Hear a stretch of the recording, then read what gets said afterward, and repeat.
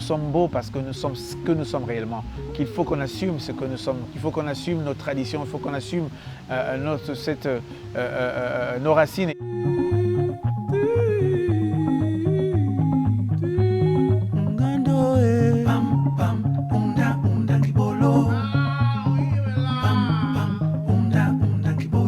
Lorsque j'ai décidé à quelque part de savoir un peu qui j'étais réellement, qu'est-ce que ça voulait dire être Camerounais, qu'est-ce que ça voulait dire être africain, appartenir à la diaspora, d'où venons-nous réellement? Et donc c'est vraiment ça qui m'a amené à repartir chercher Ruben Oumiobe qui a fait un travail incroyable et qui se battait déjà à cette époque-là pour essayer de rappeler l'importance pour nous de savoir qui on était réellement, quelles sont les traditions, quelles sont nos racines, quelles sont les valeurs qui sont portées. Mais au-delà de l'indépendance, en fait, il se battait tout simplement pour que lui et ses confrères, ses compatriotes vivent en homme libre, en fait, quoi.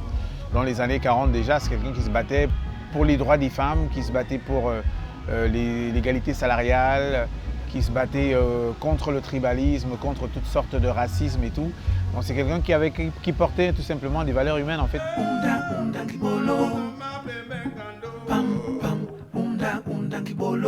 Lorsqu'on leur propose de l'indépendance partielle, ils refusent et on leur dit ce sera soit l'indépendance partielle, soit la guerre, en fait, soit vous allez mourir. Donc il accepte, il dit il ne peut pas y avoir d'indépendance partielle parce que qu'est-ce que ça veut dire? Soit on est indépendant totalement, soit on est libre totalement, soit on ne l'est pas. Donc il accepte de mourir pour les siens. Et donc le fait qu'aujourd'hui au Cameroun, il ne soit toujours pas reconnu de manière officielle et que les hommages ne soient pas réellement rendus à ces gens-là, c'est terrible. Parce que dans les rues du Cameroun encore, on célèbre ceux qui les ont tués, mais pas ceux qui ont donné leur vie pour la liberté. Nous avons la chance d'avoir un continent incroyable. Tout le monde est d'accord pour dire que c'est le continent le plus riche. Et non seulement de par son sous-sol, de par sa nature, son environnement, mais aussi de par les populations qui vivent là-bas, quoi.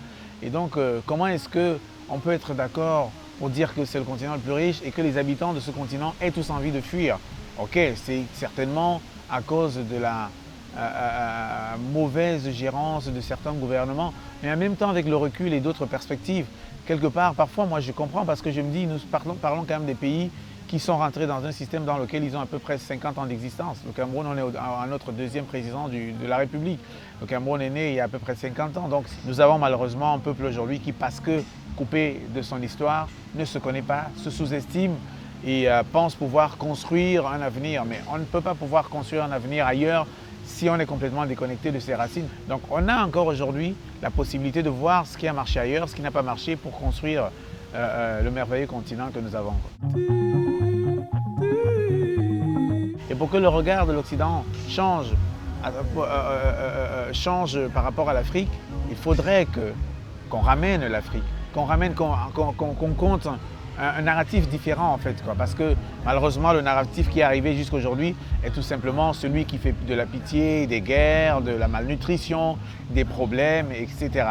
Et donc du coup, naturellement, les gens ont envie d'aller vers des choses qui paraissent belles, qui paraissent sexy, de manière naturelle. Donc comment est-ce qu'on a envie de changer ça? C'est à travers des initiatives comme Africa 2020, comme Rio Loco, qui décident de venir montrer des cultures africaines de cette façon ici, pour que le récit soit porté différemment et que voilà, les uns se nourrissent des autres en fait pour pouvoir, ce n'est que comme ça que nous pouvons changer. C'est qu'il faut qu'on se connaisse en fait, puisque de toute façon, nous sommes condamnés à vivre ensemble. Quand on voit que le français aujourd'hui à 80-90%, la francophonie elle est africaine. Donc la langue française est portée désormais par des vivants sur le continent africain. Et qu'avec la globalisation du monde, nous avons un destin commun. Comment on le construit? Est-ce qu'on le construit dans la haine?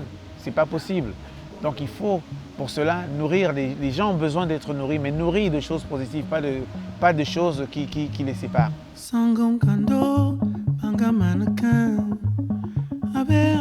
Au Cameroun, nous n'avons pas la chance de beaucoup de pays comme le Mali, où on a le Bambara qui est parlé par tous. Au Sénégal, on a le Wolof. Au Congo, on a le Lingala. Chez nous, on a le français et l'anglais et 250 différentes langues. Et donc, c'est compliqué pour les gens s'il n'y a pas une vraie volonté de construction et surtout de sauvegarde des langues. de pouvoir les garder. Nous sommes beaux parce que nous sommes ce que nous sommes réellement, qu'il faut qu'on assume ce que nous sommes, qu'il faut qu'on assume nos traditions, il faut qu'on assume nos racines. Lorsque je vois un peu ce qui se passe en France, je me dis, c'est dommage que les politiques n'aient pas compris qu'il faut accepter l'autre tel qu'il est. Accepter la langue de l'autre, c'est faire un pas vers lui. C'est lui dire qu'on l'aime en fait, quoi. Et c'est dommage lorsque j'entends parler de l'arabe, j'entends parler, non, il ne faut pas enseigner ça à l'école, mais les politiques n'ont pas compris qu'au contraire, c'est dire à l'autre que je t'aime. C'est pour ça que je fais l'effort de savoir qui tu es. Parce que ces gens-là, la première chose leur langue fait partie des choses qui ont structuré leur cerveau. Rejeter cela, même de manière inconsciente, c'est les rejeter en fait, quoi. C'est vraiment des choses qui peuvent paraître être des détails, mais qui sont essentielles et au centre de la construction d'un vivre ensemble.